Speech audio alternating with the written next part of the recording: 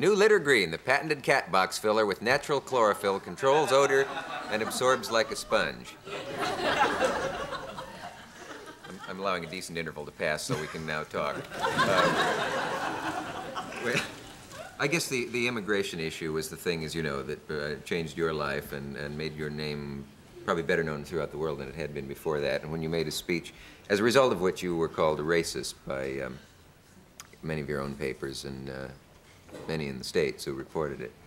And it's easy to see reading the speech why you could be called that. Do you understand why people call you a racist?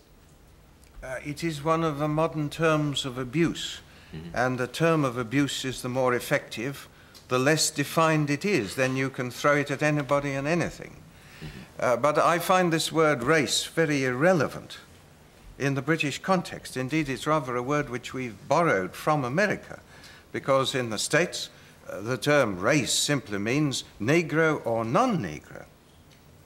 Now, that, of course, is the form in which this sort of conflict or potential conflict primarily presents itself in the United States.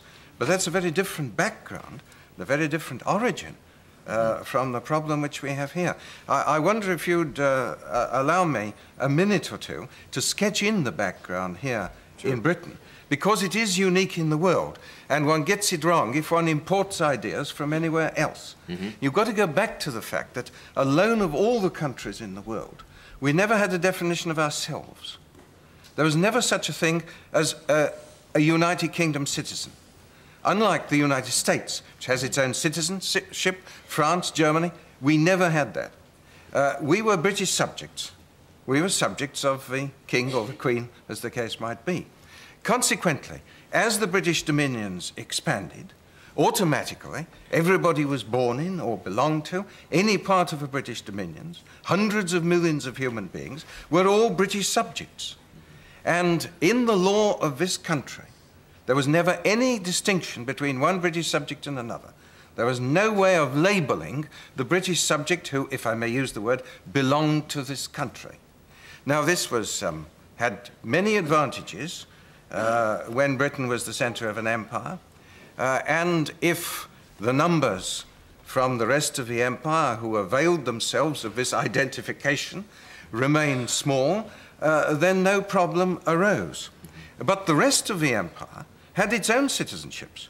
An Englishman wasn't allowed to go and settle in India or Jamaica. On the contrary, they had their own very strict demarcations and definitions.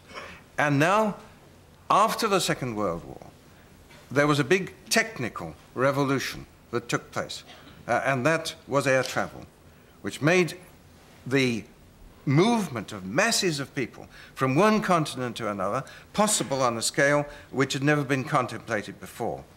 As a result of that, there moved into the United Kingdom growing numbers of British subjects from the rest of the, well, it was by now the Commonwealth, it had ceased to be the empire, who had no other connection than that with this country, with the United Kingdom. Now, it wasn't that this was asked for. It wasn't that these people were brought in as labor, like the movement of labor on the continent. It happened because without a major change in our law, it couldn't be prevented. Indeed, it couldn't be seen. You see, we actually don't know how many came in, because if they're all British subjects, you only counted, well, you didn't count British subjects.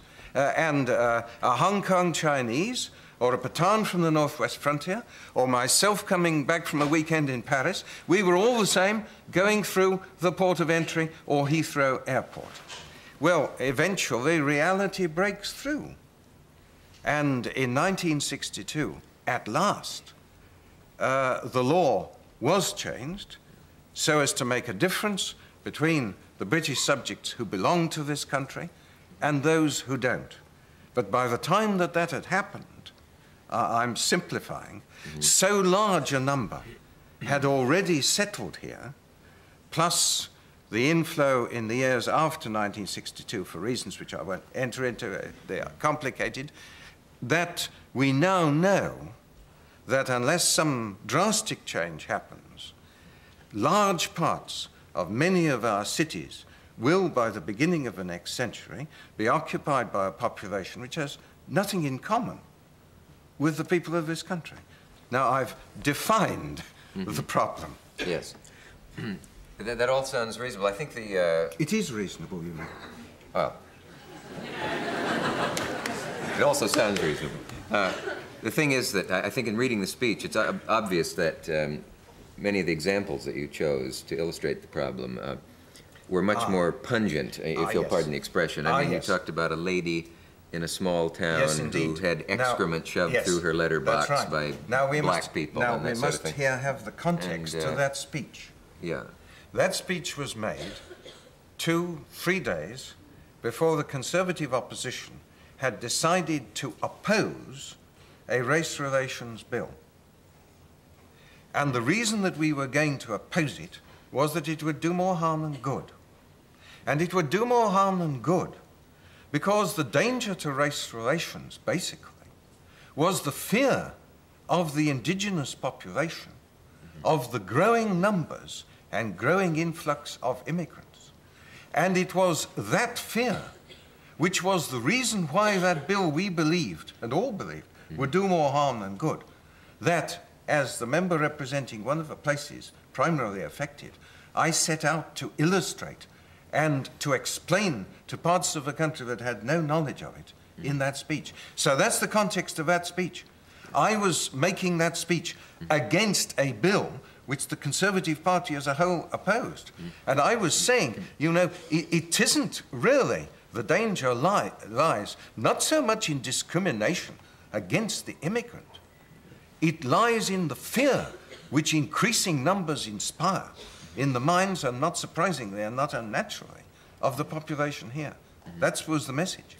But do you still have any question in your mind as to what in the speech caused such manifestations afterwards as, if you want a nigger for a neighbor, vote Labour? No. That phrase was used long before.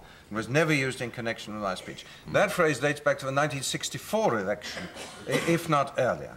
But of course, there was a terrific explosion of relief that at last somebody had drawn attention. Not we now know to the full dimensions, for I underestimated the numbers in that speech, but at any rate to what were then thought to be the full dimensions of the problem. And people who had watched year after year, particularly in the areas concerned, something happening which was altering their lives, but nobody apparently caring, nobody referring to it, nobody worrying about it.